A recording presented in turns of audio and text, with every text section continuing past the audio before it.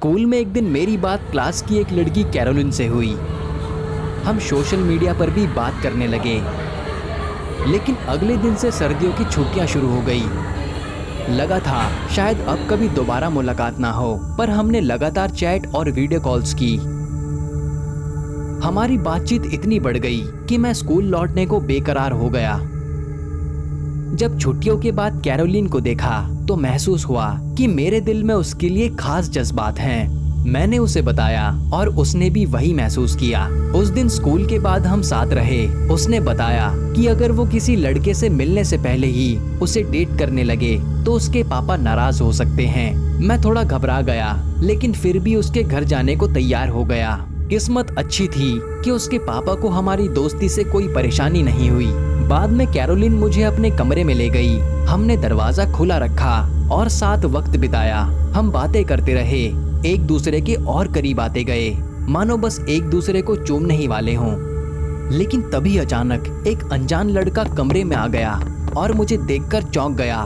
मैं हैरान रह गया क्योंकि मुझे पता था कि कैरोलिन का कोई भाई नहीं है, और एक पल को मुझे लगा कि शायद वो उसका बॉयफ्रेंड है। लेकिन कैरोलिन ने जल्दी से बताया कि वो उसका कजन एंथनी है जो पास ही रहता है। उसने एंथनी से पूछा कि क्या वो हमारे साथ बैठना चाहेगा, लेकिन उसने रूखे अंदाज में कहा कि वो हमें अकेला छोड़ देगा। वो पल थोड़ा अजीब था, लेकिन मेरी पहली गर्लफ्रेंड मेरे बगल में बैठी थी, इसीलिए मैं जल्दी ही सब भूल गया। हमने घंटों बातें की, गले लगे और एक दूसरे को चूमा। इसके बाद हमारा रिश्ता तेजी से गहरा हुआ। मैं उसे रोज डेट पर ले जाता, हम स्कूल में साथ लंच करते और धीरे धीरे दोस्तों से दूरी बन गई। मेरे दोस्तों ने हमेशा मेरा साथ दिया, यहाँ तक कि जब मैंने एक बदमाश से भिड़ने की हिम्मत दिखाई तब भी। लेकिन कैरोलिन के दोस्त उतने मददगार नहीं थे, यहाँ तक कि एक अनजान नंबर से उसे भद्दे मैसेज आने लगे जिसमें उसे बदचलन और देशद्रोही तक कहा गया। कुछ बातें तो इतनी भयानक थी कि सुनकर गुस्सा आ जाए, मगर मैंने कहा कि मैं सब संभाल लूंगा। लेकिन वो नहीं चाहती थी कि मैं उसके दोस्तों से कुछ कहूँ। मैं शांत रहा, मगर यकीन करना मुश्किल था कि उसके अपने दोस्त ऐसा कर सकते हैं। और ये अकेली परेशानी नहीं थी, मुझे लगातार लगता रहा कि हमें स्कूल में कोई देख रहा है। ऐसा लग रहा था जैसे सभी हमें घूर रहे हों, पीठ पीछे बातें कर रहे हों और अफवाहें फैला रहे हों। मैं इस माहौल से दूर रहना चाहता था, इसीलिए कैरोलिन को लंच पर ले गया। हम खिड़की के पास बैठे थे और खाने का इंतजार कर रहे थे। तभी उसी अनजान नंबर से मुझे एक मैसेज आया। इस बार सिर्फ गाली नहीं थी, बल्कि जान से मारने की धमकी दी गई थी।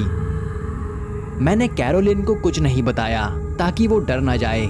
करीब 10 मिनट बाद हमने खाना शुरू किया। तभी मैंने देखा कि एक संदिग्ध शख्स साइकिल पर रेस्टोरेंट के बाहर रुका और अंदर झांकने लगा। उसने हुड पहन रखा था जिससे उसका चेहरा छिपा हुआ था। मुझे समझ नहीं आया कि वो हमें देख रहा है या नहीं, लेकिन उसका वहां होना डरावना लग रहा था। फिर भी मैंने कैरोलिन से कुछ नहीं कहा क्योंकि मैं उसका मूड नहीं खराब करना चाहता था। बाद में हम एक फिल्म देखने गए, बस एक हल्की फुल्की रोमांटिक कॉमेडी। प्राइवेसी के लिए हम पीछे बैठे, लेकिन फिल्म शुरू होने से ठीक पहले एक अकेला आदमी अंदर आया और आगे बैठ गया। वहाँ एक अकेला शख्स बैठा देखना अजीब था, क्योंकि बाकी सब किसी न किसी के साथ डेट पर आए थे। थिएटर में अंधेरा था, इसीलिए मैं ठीक से पहचान नहीं पाया, लेकिन उसमें कुछ जाना पहचाना लगा। हमने पूरी फिल्म एक दूसरे के साथ बिताई। जब फिल्म खत्म हुई तो उसकी आंखों में देखकर मुझे लगा कि अब समय सही है। मैं उसे पास के पार्क में ले गया। शाम हो गई थी, पार्किंग खाली थी। मैंने गाड़ी रोकी और लाइटें बंद कर दी। हम पीछे की सीट पर बैठ गए और एक दूसरे के करीब आने लगे।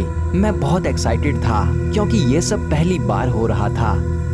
तभी अचानक किसी ने कार की खिड़की पर जोर से दस्तक दी। तेज टॉर्च की रोशनी अंदर डाली गई और किसी ने चिल्लाकर बाहर आने को कहा। हमें लगा कि शायद पुलिस है। घबराकर हमने जल्दी जल्दी अपने कपड़े पहने। तभी कार का दरवाजा खुला और हम स्तब्ध रह गए। दरवाजे के बाहर कोई पुलिस नहीं, बल्कि कैरोलिन का कजिन एंथनी था। उसने मुझे खींचकर बाहर निकाला और मुझ पर चिल्लाने लगा। मैंने उसका सामना किया, लेकिन मैं उसे चोट नहीं पहुंचाना चाहता था। कैरोलिन ने बीच में आकर हमें अलग किया, लेकिन वो बहुत बुरी तरह से टूटा हुआ लग रहा था। गुस्से से चिल्ला रहा था। वो कह रहा था कि मैंने कैरोलिन को उससे छीन लिया। तभी मुझे असली बात समझ में आई। वो ही हमारा पीछा कर रहा था और हमें धमकियां दे रहा था। मैंने उसे समझाने की कोशिश की, लेकिन जैसे ही मैंने कुछ कहा, उसने चाकू निकालकर अपने गले पर रख लिया। मैं तुरंत आगे बढ़ा, उसे जमीन पर गिराया। उसने खुद को छुड़ाने की कोशिश की, लेकिन मैंने उसे काबू में करके रखा। कैरोलिन ने तुरंत पुलिस को बुलाया। एंथनी को गिरफ्तार तो नहीं किया गया, लेकिन उसे कुछ दिनों के लिए मेंटल हॉस्पिटल में रखा गया, जब तक वो खुद के लिए और दूसरों के लिए खतरा ना बना रहे। बाद में उसे स्कूल बदलना पड़ा और परिवार के किसी दूर के रिश्तेदार के साथ रहना पड़ा। उसके बाद सब कुछ धीरे धीरे सामान्य होने लगा। कैरोलिन और मेरा रिश्ता अब भी मजबूत और भावुक है, लेकिन एंथनी की घटना की छाया आज भी कभी कभी हमारे बीच में आ जाती है।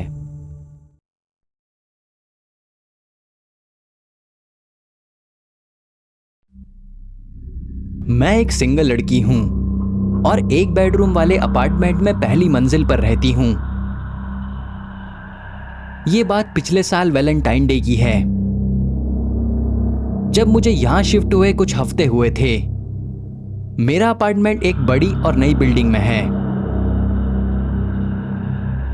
उस सुबह मैं रोज की तरह अपने काम पर जाने के लिए तैयार हो रही थी। जैसे ही मैंने सुबह 7 बजे दरवाजा खोला तो देखा कि दरवाजे पर एक दिल के आकार का वैलेंटाइन कार्ड चिपका हुआ था।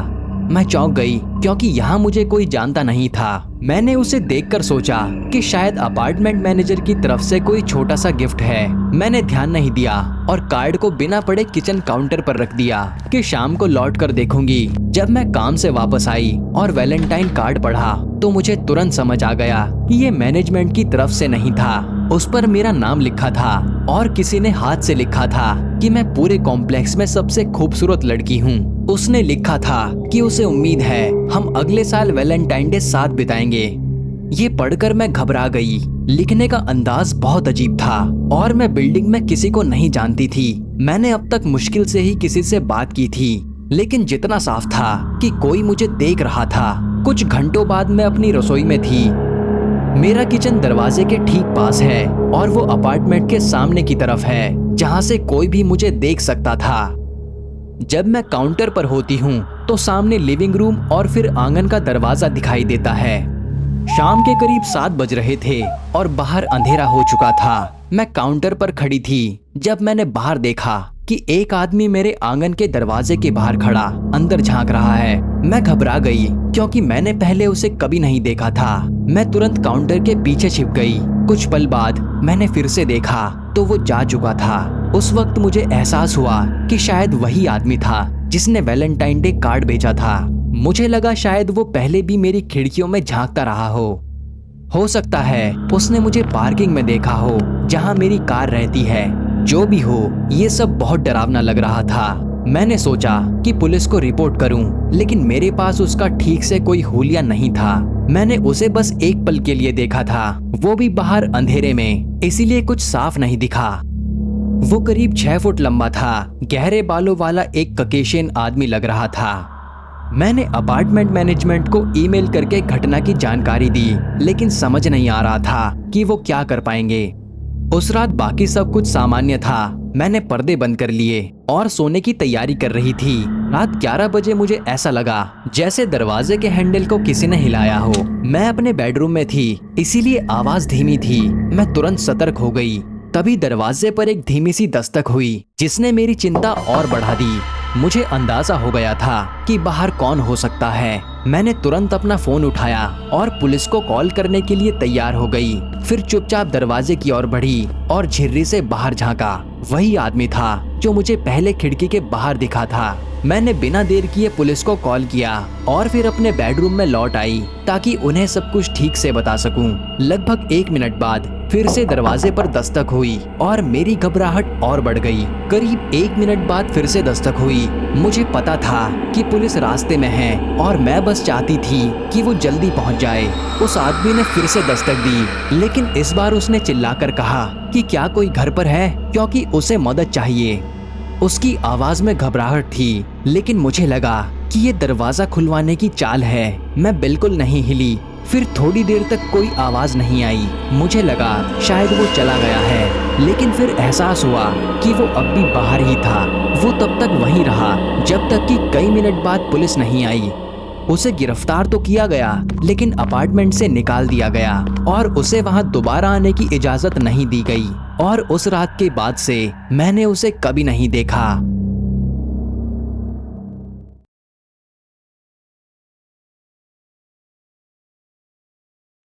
कुछ समय से मैं और मेरे पति डेट पर जाने का सोच रहे थे। 20 साल की शादी और 3 बेटियों के बाद हमारी जिंदगी खुशहाल थी, लेकिन बेडरूम में कुछ कमी सी लग रही थी। इस बारे में बात करना डरावना लगता था। लेकिन वैलेंटाइन डे पर हमने हिम्मत की और कुछ नया आजमाने का फैसला किया। हमने फेसबुक पर कुछ ऐसे लोगों को ढूंढा जिन्हें हम जानते ना हों। हमें हैरानी हुई कि फेसबुक पर ऐसे कई कपल और पार्टनर बदलने के इच्छुक लोग थे, लेकिन हम उन खुली पार्टियों और हुकअप्स के विचार से थोड़ा घबराए हुए थे।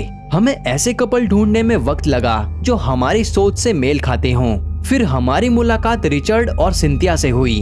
रिचर्ड की एक छोटी सॉफ्टवेयर कंपनी थी, लेकिन वो बातचीत में सामान्यजनक और सहज थे। हमने वैलेंटाइन डे के लिए डिनर डेट रखी, ये सोचकर कि चाहे कुछ तय हो या नहीं, अनुभव तो होगा। हमने अपनी बड़ी बेटी को बाकी बच्चों की देखभाल करने के लिए छोड़ा और रेस्टोरेंट पहुंचे। रिचर्ड और सिंथिया पहले से ही वहां थे, लेकिन उन्हें देखकर हम चौंक गए। रिचर्ड की दाढ़ी काफी बड़ी थी और उसकी बोहें चेहरे पर छाई थी, जबकि सिंथिया का चेहरा बोटॉक्स से सूजा और इमोशनलेस लग रहा था। हम फिर भी बैठे और हल्की सी बातें करने लगे, लेकिन तभी सिंथिया ने कुछ ऐसा कहा जिससे मुझे थोड़ा अजीब लगा। उसने हमारे पड़ोसी का नाम लेकर पूछा कि वहां रहना कैसा लगता है। मैं चौंकी और पूछा कि उसे कैसे पता चला, तो उसने कहा कि ये तो फेसबुक प्रोफाइल पर था। मैंने मुस्कुराकर सिर हिलाया, लेकिन मैं अंदर से असहज महसूस कर रही थी। कुछ मिनट बाद मैं बाथरूम जाने के लिए उठ गई। सिंथिया बिना कुछ कहे मेरे पीछे पीछे बाथरूम में आ गई। मैं एक स्टॉल में गई और फौरन अपना और अपने पति का फेसबुक चेक किया। जैसे कि मुझे पता था, वहाँ सिर्फ शहर का नाम था, मोहल्ले का कोई जिक्र नहीं था। तब मुझे अजीब लगा, क्या सिंथिया ने पहले से हमारे बारे में खोजबीन की थी? उसने हमारे बारे में और क्या जाना होगा? जब मैं बाहर आई तो वो वहीं खड़ी थी, बोटॉक्स से भरे चेहरे पर एक बनावटी मुस्कान लिए। उसने कहा कि मैं थोड़ी घबराई हुई लग रही हूँ। फिर अपने पर्स से एक सफेद गोली निकाली और बोली कि इससे मुझे आराम मिलेगा और मैं इस मौके के लिए तैयार हो जाऊंगी। मैंने साफ मना कर दिया। लौटते हुए मैंने अपनी बेटी को मैसेज किया कि शायद हमें जल्दी लौटना पड़े। मैंने अपने पति की ओर देखा। उसके चेहरे से साफ था कि रिचर्ड के साथ उसकी बातचीत भी कुछ अजीब ही रही होगी। मैंने घर जाने का बहाना बनाया, लेकिन उन्होंने कहा कि कम से कम डिनर और एक ड्रिंक तो ले लो। उन्होंने कहा कि डिनर के बाद हम चाहें तो घर भी जा सकते हैं। इसीलिए भले ही हमें असहज महसूस हो रहा था, हम रुक गए। पूरी डेट के दौरान बातचीत अजीब ढंग से चल रही थी और वो हमें ऐसे घूरने लगे जैसे हम कोई एलियन हों। उन्होंने हमें स्वीट्स खाने के लिए भी जोर दिया। जब बात खत्म हुई तो वो हमें अपने घर चलने के लिए मनाने लगे। आखिरकार हमने किसी बहाने से पीछा छुड़ाया और चुपचाप अपनी कार में बैठकर घर की ओर निकल गए। मेरे पति ने बताया कि उन्हें भी एक अजीब सी गोली दी गई थी, जिससे साफ हो गया कि उन लोगों पर भरोसा नहीं किया जा सकता। लेकिन मुझे सबसे ज्यादा चिंता मेरी बेटी की हो रही थी। उसने मेरे मैसेज का जवाब नहीं दिया था और जब कॉल किया तो फोन नहीं उठाया। कुछ देर बाद उसने अजीब और अधूरे मैसेज भेजना शुरू कर दिया। मैंने अपने पति को इस पर ध्यान देने को कहा। जब हम घर पहुंचे तो सामने का नजारा दिल दहलाने वाला था। घर पुलिस और एम्बुलेंस से घिरा था और दरवाजा टूटा हुआ था। मैं घबरा गई और दौड़ती हुई अंदर गई अपनी बेटियों को ढूंढने। मैं एक कमरे से दूसरे कमरे में दौड़ती रही और रोने लगी। पुलिस मुझसे कुछ कह रही थी, लेकिन मैं कुछ भी समझ नहीं पा रही थी। उस पल मुझे ऐसा लगा जैसे मेरी बेटियां हमेशा के लिए मुझसे छिन गई हों। फिर मेरे पति ने मेरा हाथ पकड़ा और मुझे खींचते हुए घर के पीछे ले गए, जहां मैंने अपनी बेटियों को देखा। वो डर के मारे कांप रही थी, लेकिन सुरक्षित थी और पुलिस उनसे सवाल कर रही थी।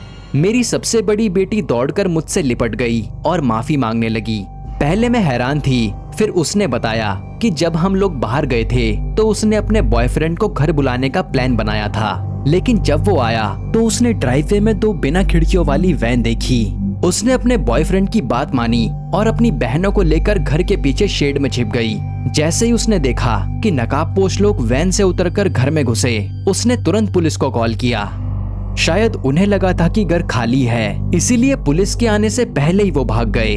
मैं राहत महसूस कर रही थी कि मेरी बेटियां सुरक्षित थी, लेकिन खुद को दोष भी दे रही थी कि हम उन्हें अकेले छोड़कर गए। अब साफ था कि हमें बाहर ले जाने के लिए वही लोग भेजे गए थे, और अगर हमने वो गोलियां ले ली होती तो शायद हम भी वापस ना आते। मैंने पुलिस से कहा कि वो उन्हें ढूंढें, लेकिन वो जैसे हवा में गायब हो गए।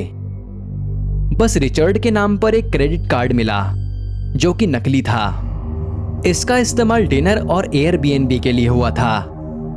उसकी सॉफ्टवेयर कंपनी भी नकली थी। वो सिर्फ मानव तस्करी का एक नकाब था, ऐसा पुलिस का मानना था। मुझे यही मानना पड़ा, वरना ये सोचकर ही डर लगता है कि उन्हें हमारे बारे में इतनी जानकारी कैसे थी। आज भी यकीन नहीं होता कि हम अपने पूरे परिवार को खोने से इतने करीब थे।